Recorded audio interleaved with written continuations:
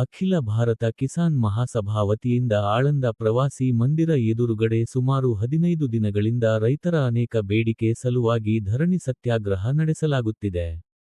ರೈತರ ಪಂಪ್ಸೆಟ್ಗೆ ಕಾನೂನಾತ್ಮಕವಾಗಿ ಮತ್ತು ಸುಲಭವಾಗಿ ಕರೆಂಟ್ ಕನೆಕ್ಷನ್ ಕೊಡಬೇಕು.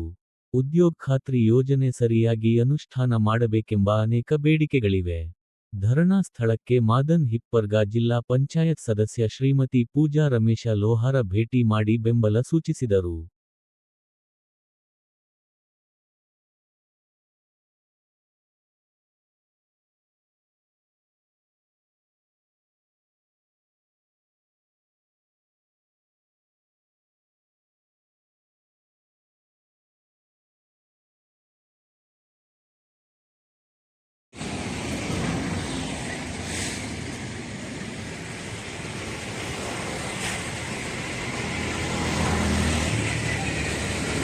ನಮಸ್ಕಾರ.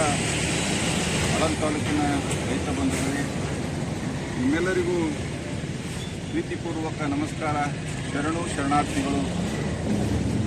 ಬಂಧುಗಳೇ, ಇವತ್ತಿನ ದಿನ ಆಳಂದ ಐವಿ ಎದುರುಗಡೆ ಮೌಲಾ ಮುಲ್ಲಾ ಅಣ್ಣವರ ನೇತೃತ್ವದಲ್ಲಿ ಅಖಿಲ ಭಾರತ ಕಿಸಾನ್ ಮಹಾಸಭಾದ ವತಿಯಿಂದ ಸುಮಾರು 15 ದಿನಗಳ ಕಾಲ ನಿರಂತರವಾದಂಥ ಧರಣಿ ಸತ್ಯಾಗ್ರಹ ನಡೆಯುತ್ತಿದ್ದು, ರೈತರಿಗೆ ಬೇಕಾಗಿರತಕ್ಕಂಥ ಮೂಲಭೂತ ಸೌಕರ್ಯಗಳನ್ನು ಬೇಡಿಕೆಯನ್ನಿಟ್ಟುಕೊಂಡು ನಿರಂತರವಾಗಿ ಅಹೋರಾತ್ರಿ ಧರಣಿ ಸತ್ಯಾಗ್ರಹ ನಡೆದಿದೆ. ಮತ್ತು ಅನೇಕ ಬೇಡಿಕೆಗಳ ಮಧ್ಯದಲ್ಲಿ ಬಹಳ ಪ್ರಮುಖವಾದಂಥ ರೈತರಿಗೆ ಬೇಕಾದಂಥ ಪಂಪ್ಸೆಟ್ಗೆ ಸಂಬಂಧಪಟ್ಟ ಹಾಗೆ ಮಹತ್ತರವಾದಂಥ ಒಂದು ಬೇಡಿಕೆ ಏನಿದೆ, ಅದರ ವಿಚಾರದಲ್ಲಿ ಇದೇ 9ನೇ ತಾರೀಕಿನಂದು ಇಲ್ಲಿ ಒಂದು ಚರ್ಚಾಕೂಟ ಕೂಡ ಏರ್ಪಡಿಸಿದ್ದಾರೆ. ಕಾರಣ, ಸುಮಾರು 20-25 ವರ್ಷಗಳಿಂದ ರೈತರ ಪಂಪ್ಸೆಟ್ಗಳಿಗೆ ಅಧಿಕೃತವಾದಂಥ ಒಂದು ಕನೆಕ್ಷನ್ ಇಲ್ಲ. ಇವತ್ತೊಬ್ಬ ರೈತ ಕಷ್ಟಪಟ್ಟು ಬಾವಿ ಬೋರ್ವೆಲ್ ಏನಾದರೂ ಮಾಡಿ ಅದಕ್ಕೆ ನೀರು ತೆಗಿಬೇಕು ಅಂತ ಪಂಪ್ಸೆಟ್ ಕೂಡಿಸ್ಬೇಕಾದ್ರೆ ಅವನು ಅಧಿಕೃತವಾಗಿ ಕರೆಂಟ್ ಪಡೆಯೋಕೆ ಈ ಕಾನೂನಿನಲ್ಲಿ ಅವಕಾಶ ಇಲ್ಲ. ರೈತ ಪಂಪ್ಸೆಟ್ ಕೂಡಿಸ್ಬೇಕು ಅಂತಂದರೆ ಪಂಪ್ಸೆಟ್ಗೆ ಕರೆಂಟ್ ಬೇಕು ಅಂತ ಹೋದರೆ ಅವನು ಅಕ್ರಮ ಸಕ್ರಮ ಅಂತಕ್ಕಂಥ ಕಾನೂನು ಬಾಹಿರವಾದಂಥ ಒಂದು ಕಾನೂನಿನಡಿಯಲ್ಲೇ ಅವನು ಪಂಪ್ಸೆಟ್ಗೆ ಕನೆಕ್ಷನ್ ತಗೊಳ್ಬೇಕಾಗಿದೆ. ಇದೇನೋ ತಾತ್ಕಾಲಿಕ ವ್ಯವಸ್ಥೆ ಅಲ್ಲ. ಸುಮಾರು 20-25 ವರ್ಷಗಳ ಕಾಲ ಅನೇಕ ಸರ್ಕಾರಗಳು ಬಂದು ಹೋದರೂ ಕೂಡ ಆ ಕಾನೂನಿಗೆ ಯಾವುದೂ ಬದಲಾವಣೆ ತಂದಿಲ್ಲ. ಯಾಕೆ ರೈತ ಅಕ್ರಮ ಸಕ್ರಮದಲ್ಲಿ ಕರೆಂಟ್ ಪಡಿಬೇಕು? ಸಕ್ರಮವಾಗಿ ಒಬ್ಬ ನ್ಯಾಯಯುತವಾಗಿ ರೈತ ಬದುಕೋಕೆ ಈ ಸರ್ಕಾರನೇ ಅವಕಾಶ ಮಾಡಿಕೊಡ್ತಾ ಇಲ್ಲ ಅಂತಕ್ಕಂಥದ್ದು ಇಷ್ಟು ವರ್ಷ ಆದರೂ ಸಹಿತ ಯಾಕೆ ಸರ್ಕಾರಕ್ಕೆ ತಿಳಿಲಿಲ್ಲ? ಸರ್ಕಾರ ಏನೆಲ್ಲ ಯೋಜನೆಗಳು ಮಾಡ್ತಾ ಇದೆ ಅದಕ್ಕೆ ರೈತರ ಪೂರ್ವಕವಾಗಿ ಮಾಡಬೇಕು ಹೊರತಾಗಿ ರೈತರನ್ನೇ ಅಪರಾಧಿಯನ್ನಾಗಿ ಮಾಡಿಸಿ, ರೈತರನ್ನೇ ಅಕ್ರಮ ಸಕ್ರಮ ಅಂತಕ್ಕಂಥ ಪದಗಳನ್ನು ಬಳಸಿ ರೈತನಿಗೆ ಕಾನೂನು ಬಾಹಿರವಾಗಿ ಇವರು ಪಂಪ್ಸೆಟ್ಗೆ ಕನೆಕ್ಷನ್ಗಳು ಕೊಡ್ತಾ ಇದ್ದು, ಇವತ್ತಿನ ದಿನ ಏನಾದರೂ ರೈತ ನನಗೆ ಸಕ್ರಮವಾಗಿ ಪಂಪ್ಸೆಟ್ಗೆ ಕರೆಂಟ್ ಬೇಕು ಅಂತೇಳಿ ಏನಾದರೂ ಹೋದರೆ ಆತ ಸುಮಾರು ತನ್ನ ಪಂಪ್ಸೆಟ್ಗೆ 1 ರಿಂದ 3 ಲಕ್ಷದವರೆಗೂ ಅವನು ಹಣ ಪಾವತಿ ಮಾಡಬೇಕಾಗ್ತದೆ. ಒಬ್ಬ ಸಾಮಾನ್ಯ ರೈತ 3 ಲಕ್ಷ ರೂಪಾಯಿ ಪಂಪ್ಸೆಟ್ಗೆ ಕೊಡಲು ಸಾಧ್ಯ ಆಗ್ತದೇನು? ಇದು ವೈಜ್ಞಾನಿಕ ಅಥವಾ ಅವೈಜ್ಞಾನಿಕ ಅನ್ನೋದು ಆ ಅಧಿಕಾರಿಗಳಾಗಲಿ ಆ ಇಲಾಖೆಯ ವತಿಯಿಂದ ಏನಾದರೂ ಸರ್ಕಾರಕ್ಕೆ ಗಮನಕ್ಕೆ ಸೆಳೆದಿದ್ದಾರಾ? ಅನೇಕ ಬಾರಿ ಆ ಇಲಾಖೆ ವಿರುದ್ಧದಲ್ಲಿ ನಾವು ಹೋರಾಟಗಳು ಮಾಡಿ ಅಧಿಕಾರಿಗಳನ್ನು ಸಭೆ ಕರೆದು ಈ ವಿಷಯವರ ಗಮನಕ್ಕೆ ತಂದರೂ ಕೂಡ ಇದಕ್ಕೆ ಅವರು ಯಾವುದೇ ರೀತಿಯಿಂದ ಕಾನೂನಾತ್ಮಕವಾಗಿ ಸರ್ಕಾರ ಸ್ಪಂದಿಸದೇ ಇರೋದು ಇದು ಬಹಳ ಖಂಡನೀಯವಾಗಿದೆ. ಅದಕ್ಕಾಗಿ ಇದೇ 9ನೇ ತಾರೀಕಿನಂದು ಮತ್ತೆ ಎಲ್ಲ ರೈತ ಮುಖಂಡರುಗಳು ಇದೇ ಐವಿಯಲ್ಲಿ ಸಭೆ ಸೇರಿ ಆ ಇಲಾಖೆಯ ಸಂಬಂಧಪಟ್ಟ ಅಧಿಕಾರಿಗಳನ್ನು ಕರಿತಾ ಇದ್ದೀವಿ. ಆ ಅಧಿಕಾರಿಗಳು ಬಂದರೆ ಸರಿ, ಇಲ್ಲಾಂದರೆ ಮತ್ತೆ ನಾವು ಹೋಗಿ ಆ ಕಚೇರಿ ಎದುರುಗಡೆ, ಕೆಪಿಟಿಸಿಎಲ್ ಕಚೇರಿ ಎದುರುಗಡೆ, ಜಸ್ಕಾಂ ಕಚೇರಿ ಎದುರುಗಡೆ ಕೂತ್ಕೊಂಡು ಮತ್ತೆ ಹೋರಾಟ ಮಾಡುವಂಥದ್ದು ಅನಿವಾರ್ಯವಾಗಿದೆ. ಅದಕ್ಕಾಗಿ ನಾನು ರೈತ ಮಿತ್ರರಲ್ಲಿ ವಿನಂತಿ ಪೂರ್ವಕವಾಗಿ ಕೇಳಿಕೊಳ್ಳೋದೇನೆಂದರೆ, ತಾವುಗಳು 9ನೇ ತಾರೀಕಿನ ನಾವು ಕರೆದಂಥ ಸಭೆಗೆ ಹಾಜರಾಗಿ ತಾವೆಲ್ಲ ಈ ಒಂದು ತಮ್ಮ ವಿಚಾರಗಳನ್ನು ಅಲ್ಲಿ ಮಂಡಿಸಬೇಕು. ತಮ್ಮ ಸಮಸ್ಯೆಗಳ ಬಗ್ಗೆ ಅವತ್ತು ಸುದೀರ್ಘವಾದಂಥ ಚರ್ಚೆ ಆಗ್ತದೆ. ರೈತ ಉಳಿದರೆ ಮಾತ್ರ ದೇಶ ಉಳಿಯಲು ಸಾಧ್ಯ. ರೈತ ಈ ದೇಶದ ಬೆನ್ನೆಲುಬು ಅನ್ನೋದು ಬರೀ ಪುಸ್ತಕಗಳಲ್ಲಿ ಕಾಗದಗಳಲ್ಲಿ ಉಳಿದಿದೆ ಹೊರತಾಗಿ ಕಾರ್ಯರೂಪದಲ್ಲಿ ಇಲ್ಲ. ರೈತನ ಕಷ್ಟ ಈ ಸರ್ಕಾರ ಕೇಳ್ತಾ ಇಲ್ಲ. ಅವತ್ತು ಎಚ್ ಡಿ ದೇವೇಗೌಡರು ಪ್ರಧಾನಮಂತ್ರಿ ಆಗಿದ್ದಾಗ MS ಸ್ವಾಮಿನಾಥನ್ ಅವರು ವರದಿ ಅವರೊಂದು ಸಮೀಕ್ಷೆ ಮಾಡಿಸಿದ್ರು. 2014ರಲ್ಲಿ ಈ ದೇಶದ ಪ್ರಧಾನಮಂತ್ರಿ ನರೇಂದ್ರ ಮೋದಿ ಅವರು ನಾವೇನಾದರೂ ಸರ್ಕಾರಕ್ಕೆ ಅಧಿಕಾರಕ್ಕೆ ಬಂದರೆ ಸ್ವಾಮಿನಾಥನ್ ವರದಿಯನ್ನು ಯಥಾವತ್ತಾಗಿ ಜಾರಿಗೊಳಿಸ್ತೀವಿ ಅಂತಕ್ಕಂಥ ಮಾತು ಹೇಳಿದರು. ಆದರೆ ಆ ಸ್ವಾಮಿನಾಥನ್ ವರದಿಯನ್ನು ಅವರು ಇನ್ನೂವರೆಗೂ ಒಂದು ಪುಟ ಸಹಿತ ತಿರುಗಿ ನೋಡಲಿಲ್ಲ. ಸುಮಾರು 12 ವರ್ಷ ಅವರು ಅಧಿಕಾರ ಕಳೆದರೂ ಕೂಡ ಸ್ವಾಮಿನಾಥನ್ ವರದಿಯನ್ನು ಜಾರಿ ಮಾಡುವಂಥ ಯಾವುದೇ ಒಂದು ಲಕ್ಷಣಗಳು ಈ ಸರ್ಕಾರದಲ್ಲಿಲ್ಲ. ಕೇಂದ್ರ ಸರ್ಕಾರ ಇರ್ಬೋದು, ರಾಜ್ಯ ಸರ್ಕಾರಗಳಿರ್ಬೋದು, ರೈತರ ಸಮಸ್ಯೆಗಳಿಗೆ ಸ್ಪಂದಿಸ್ತಾ ಇಲ್ಲ. ರೈತರ ನೋವುಗಳನ್ನು ಅವರು ಅರ್ಥ ಮಾಡ್ಕೊಳ್ತಾ ಇಲ್ಲ. ಈಗ ನಮ್ಗೆ ಉಳಿದಿರೋದು ಹೋರಾಟದ ಹಾದಿ. ಹೋರಾಟದಿಂದ ಮಾತ್ರ ನಾವು ಏನು ನ್ಯಾಯ ಪಡೆದುಕೋಬೇಕು.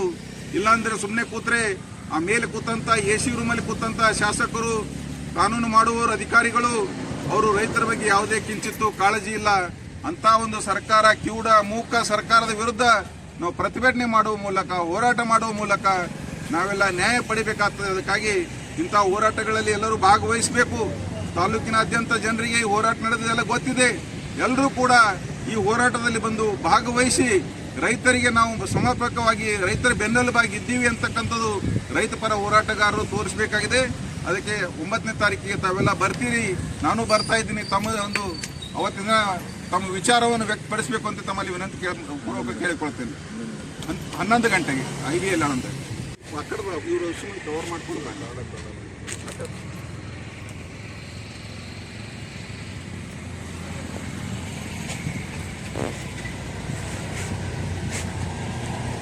ಬೇಡಿಕೆ ಪತ್ರದಾಗ 13 ಬೇಡಿಕೆಗಳು ಅದಾವೆ. ಆದರೆ ನಾವು 9ನೇ ತಾರೀಕಿಗೆ ಏನು ವಿಚಾರ ಸಂಕಿರಣ ಇದೆ, ಅದರಲ್ಲಿ 2 ವಿಷಯ ಬಗ್ಗೆ ಚಿಂತನೆ ಮಾಡ್ತೀವಿ. 2 ಅಥವಾ ಮ್ಯಾಕ್ಸಿಮಮ್ 3 ವಿಷಯ ಮೇಲೆ. ಆಮೇಲೆ ಮತ್ತೊಂದು ದಿನ ವಿಚಾರ ಸಂಕಿರಣ ಇತ್ತು, ಉಳಿದ ವಿಷಯ ಮೇಲೆ ವಿಚಾರ ಸಂಕಿರಣದಲ್ಲಿ ಚರ್ಚೆ ಮಾಡ್ತೀವಿ. ಮಹತ್ವದ ವಿಷಯ ಅಂದ್ರೆ ನಾವು 2.5 ತಿಂಗಳ ಹೋರಾಟ ಮಾಡಿದ ಮೇಲೆ 18 ಜಾನ್ವರಿ 2024ರಂದು ಬೆಂಗಳೂರಿನಲ್ಲಿ ನಮ್ಮ ರೈತ ಸಂಘಟನೆಗೆ ಸಭೆಯಲ್ಲಿ ಕರೆದು ಚರ್ಚೆ ಮಾಡಿ ರಾತ್ರಿ ಲೈಟ್ ಸಿಂಗಲ್ ಫೇಸ್ ಕೊಡ್ತೀವಿ ಅಂತ ಒಪ್ಕೊಂಡಿದ್ದು CM ಅವರು. ಅದರ ಜೊತೆಗೆ ಜನರಲ್ ಕನೆಕ್ಷನ್ ಪ್ರಾರಂಭ ಮಾಡ್ತೀವಿ, ಡಿಪಾಸಿಟ್ ಆಧಾರಿತ ಜನರಲ್ ಕನೆಕ್ಷನ್ ಪ್ರಾರಂಭ ಮಾಡ್ತೀವಿ, ನಮಗೆ 1 ವರ್ಷ ಸಮಯ ಕೊಡಿ ಅಂತ ಕೇಳಿದರು. ಒಂದೇ ಅರ್ಧ ಕೆಲಸ ಮಾಡಿದ್ದಾರೆ, ರಾತ್ರಿ ಸಿಂಗಲ್ ಫೇಸ್ ಕರೆಂಟ್ ಕೊಡ್ತಾ ಇದ್ದಾರೆ. ಆದರೆ ಜನರಲ್ ಕನೆಕ್ಷನ್ ಏನಿದೆ ಡಿಪಾಸಿಟ್ ಆಧಾರಿತ ಕೊಡಬೇಕಾಗಿತ್ತು. ಇವರು ಪ್ರಯತ್ನ ಮಾಡಬೇಕಾಗಿತ್ತು. ನಮ್ಮ ತಾಲೂಕಿನ ಶಾಸಕರು, ಈ ಭಾಗದ ಶಾಸಕರು, ಇಡೀ ರಾಜ್ಯದ ಶಾಸಕರು ರೈತರ ಬಗ್ಗೆ ಚಿಂತನೆ ಮಾಡಿ ಜನರಲ್ ಕನೆಕ್ಷನ್ ಪ್ರಾರಂಭ ಮಾಡಬೇಕಾಗಿತ್ತು. ಇನ್ನೂ ಕೂಡ ಪ್ರಾರಂಭ ಇಲ್ಲ ಜನರಲ್ ಕನೆಕ್ಷನ್. ಈಗಲೂ ಇವತ್ತು ಬೋರ್ ಹೊಡೆದು, ಇವತ್ತು ಬಾವಿ ಹೊಡೆದು 6 ನಂಬರ್ ತೊಗೊಳಕ್ಕೆ ಹೋದರೆ 15,000 ರೂಪಾಯಿ ದಂಡ ಕಟ್ಟಿನೇ ತೊಗೋಬೇಕು. ದಂಡ 15,000 ರೂಪಾಯಿ, ಡಿಪಾಸಿಟ್ 7,000 ರೂಪಾಯಿ, ಆ ಕಾಂಟ್ರಾಕ್ಟ್ರಿಗೆ 10,000 ರೂಪಾಯಿ, ಹಿಂಗೆಲ್ಲ ಸೇರಿ 30,000-35,000 ರೂಪಾಯಿ ಇದಕ್ಕೆ ಕಟ್ಟಬೇಕು. ಕಂಬ ತಂತಿ ಒಂದು ಕಂಬಗೆ 17,000 ರೂಪಾಯಿ ಖರ್ಚು ಬರ್ತದೆ. ಅಂದರೆ ಮಿನಿಮಮ್ 1 ಲಕ್ಷದಿಂದ 3 ಲಕ್ಷ ತನಕ ಖರ್ಚು ಬರ್ತಕ್ಕಂಥದ್ದು ಹೊರೆ ರೈತರ ಮ್ಯಾಗ ಸರ್ಕಾರ ಹಾಕ್ತಾ ಇದೆ. ಒಂದು ಕಡೆ ರೈತರ ಪರಿಸ್ಥಿತಿ, ಆರ್ಥಿಕ ಸ್ಥಿತಿಗತಿ ಸರಿ ಇಲ್ಲ ಅಂತ ಬಿಲ್ ಸರ್ಕಾರ ತುಂಬ್ತಾರೆ. ರೈತರಿಗೆ ಮನ್ನಾ ಮಾಡಿದ್ದು ಬಿಲ್ ಸರ್ಕಾರ ವತಿಯಿಂದ ತುಂಬ್ತಾರೆ. ಮತ್ತೊಂದು ಕಡೆ ಇದು 1 ಲಕ್ಷದಿಂದ 3 ಲಕ್ಷ ಎಲ್ಲಿದ್ದು ಕಟ್ಟಬೇಕು ರೈತರು? ಅತಿ ಸಂಕಟದ ವಿಷಯ ಇದು. ಇದಕ್ಕೆ ನಿವಾರಣೆ ಮಾಡಬೇಕಂತ ನಾವು ನಮ್ಮ ತಾಲೂಕಿನ ಶಾಸಕರಿಗೂ ಮನವಿ ಪತ್ರ ಕಟ್ಟಿದ್ದೀವಿ. ಅವ್ರು ಬರ್ತಾ ಇಲ್ಲ, ಟೆಂಟಿಗೆ ಬರ್ತಾ ಇಲ್ಲ, ಚರ್ಚೆಗೆ ಅವ್ರ ಬಲ್ಲಿನೂ ಹೋಗ್ಲಿಕ್ಕೆ ತಯಾರಿದ್ದರು. ಅವ್ರನ್ನೂ ಅಲ್ಲಿನೂ ಕರಿತಾ ಇಲ್ಲ. ಇವ್ರು ಏನು ಮಾಡ್ತಾರೋ ಏನೋ ಇಲ್ಲೋ. ನಾವು ಎರಡು ಪದ್ಧತಿ ನೋಡ್ಲಕತ್ತೀವಿ. ಜನ ಏನು ಪೂರ್ತಿ ಟ್ಯಾಕ್ಸ್ ಕಟ್ತಾ ಇದ್ದಾರಲ್ಲ ಸರ್ಕಾರಕ್ಕೆ, ಆ ಟ್ಯಾಕ್ಸದ ಮೂಲಕ ಬಂದಿರುವ ಬೇರೆ ಬೇರೆ ಯೋಜನೆಗಳ ಮುಖಾಂತರ ಈ ತಾಲೂಕಿಗೆ ಬಂದಿರುವ ಹಣ ಟೋಟಲ್ ಲೂಟಿ ಮಾಡೋದು ಕಾರ್ಯಕ್ರಮ. ಆಮೇಲೆ ರೈತರು ಮತ್ತು ಕೂಲಿ ಕಾರ್ಮಿಕರು ದುಡ್ದಿದ್ದು ಹಣ ಒಂದು ಕಡೆ ಬ್ಯಾಂಕ್ ಮತ್ತು ಫೈನಾನ್ಸ್ ಅವರು ಪೂರ್ತಿ ಲೂಟಿ ಮಾಡಿ ಕಂಗಾಲ್ ಮಾಡ್ತಾ ಇದ್ದಾರೆ. ಅದಕ್ಕಾಗಿನೇ ಸರ್ಕಾರ ಫ್ರೀ ರಾಶನ ಮತ್ತು ತಿಂಗಳಿಗೆ 2,000 ರೂಪಾಯಿ ಕೊಡ್ತಾ ಇದೆ. ಯಾರಿಗೆ ಕೊಡ್ತಾ ಇದೆ? ಸರ್ಕಾರದ ಕಾರ್ಯಕ್ರಮ ಕಾಣಿಸ್ತು. ಬೆವರಿನೂ ದುಡ್ಡು ಉಳಿಯಾಗಿಲ್ಲ, ಮತ್ತು ಬೆವರಿ ಸುರಿದು ಏನು ಟ್ಯಾಕ್ಸ್ ಕಟ್ಟಿದ್ದಾರೆ ಜನ. ಆ ಟ್ಯಾಕ್ಸಿಂದ ದುಡ್ಡಿನ ಮುಖಾಂತರ ಬಂದಿರೋ ಯೋಜನೆನೂ ಇಡ್ತಾ ಇಲ್ಲ. ಇವು ಈ ದೇಶ ಎಲ್ಲಿ ಹೋಯ್ತಾರೋ? ಬ್ರಿಟಿಷರು ಬೇಕು. ನಾನೆಕ್ ಸಲ ನೋಡಿನಿ, ಕೇಳಿನಿ. ಗುತ್ತೇದಾರ ಸಾಹೇಬರು ಬ್ರಿಟಿಷರಿಗೆ ಬೈತಾರ, ನಮ್ಮ BR ಪಾಟೀಲ್ ಬ್ರಿಟಿಷರಿಗೆ ಬೈತಾರ. ಬ್ರಿಟಿಷರ್ಗಿಂತ ಅಚ್ಚಿ ಕಳೆದೊಳಗೆ ಈ ದೇಶದಾಗಿ ಹುಟ್ಟಿ, ಈ ದೇಶದಾಗ ಬೆಳೆದು ಬ್ರಿಟಿಷರಿಗೆ ಬೈತಾನೆ ಬ್ರಿಟಿಷರಿಗಿಂತ ಅಚ್ಚಿ ಕಡ್ದು ವ್ಯವಹಾರ ಇವ್ರು ನಡೀತಾ ಇದೆ. ಅದಕ್ಕಾಗಿ ತಾವು ಎದ್ದು ಹೇಳಬೇಕು ಮತ್ತು ನಿಮ್ಮ ಏನು ಸೌಕರ್ಯ ಬದುಕಲಿಕ್ಕೆ ಬೇಕಾಗಿರೋ ಏನು ಮೂಲಭೂತ ಸೌಕರ್ಯ ಅದಾವ ಅದಕ್ಕೆ ಪಡ್ಕೊಳ್ಳೋಕ್ಕೆ ಈ ಹೋರಾಟಕ್ಕೆ ಸಹಕಾರ ನೀಡಬೇಕಂತ ನಾನು ವಿನಂತಿಸುತ್ತೇನೆ. ನಾನು ಮೌಲಾ ಮುಲ್ಲಾ, ಅಖಿಲ ಭಾರತ